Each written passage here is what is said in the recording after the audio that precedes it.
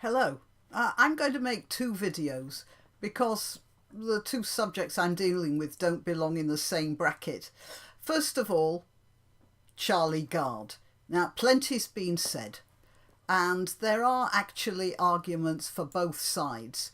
I doubt I could add much new to either of the arguments. But I do want to draw your attention to an interesting difference in attitude from opposite ends of the British press spectrum. First of all, in the blue corner, we have the Sun newspaper, a popular tabloid who came out for Brexit and the Conservatives, so we know where they stand, and they called the disease mitochondrial depletion syndrome. And they made the point that lawyers representing Charlie's parents said evidence indicated a small chance of recovery and that Charlie's case involved cutting-edge genetic science. In the red corner, we have The Guardian, the political wing of the BBC, as I've said before. A lot of left groupthink, which has little room for rightward views. They call the disease, now let me get this straight, infantile onset encephalomyopathic mitochondrial DNA depletion syndrome, because they're all clever. And they made the point that new brain scans showed he could not be helped and had irreversible damage to his muscles.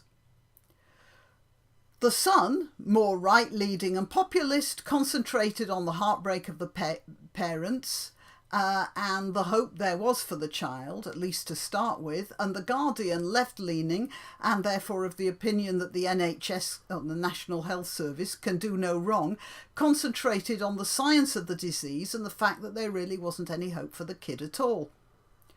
Most Sun readers would probably agree with Ben Shapiro's assessment of the situation. The parents had raised the money. What right did the NHS have to block the treatment? And indeed, it's a good question, although it is one that can be answered.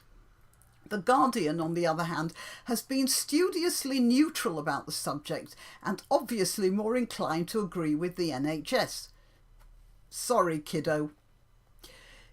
In the past few years, we've had two very high-profile cases involving experimental treatment of children. Charlie Gard is one, and prior to that, a child called Ashia King. Some of you might not know about him. His parents wanted a controversial cancer treatment, which was available at the time only in the Czech Republic.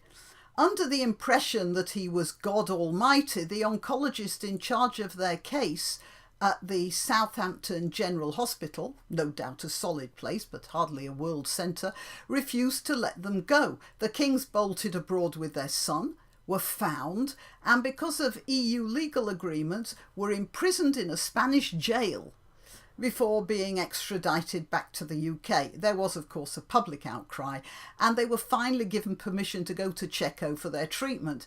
I understand the boy is now doing well. In both cases, we can see the families were sort of working class, ordinary Joes, Sun readers if you like. That is, people who will have a tendency to choose their families over ideology. I haven't heard of any Guardian reader types doing this, and from the contact I've had with a lot of Guardian readers, I have an idea that at least the ones I've met would be more inclined to be fatalistic about it and to let the NHS take over and pull the plug. This is in stark contrast to what happens in the USA. The sort of people who fly in the face of the medical establishment in America are the intellectual ones.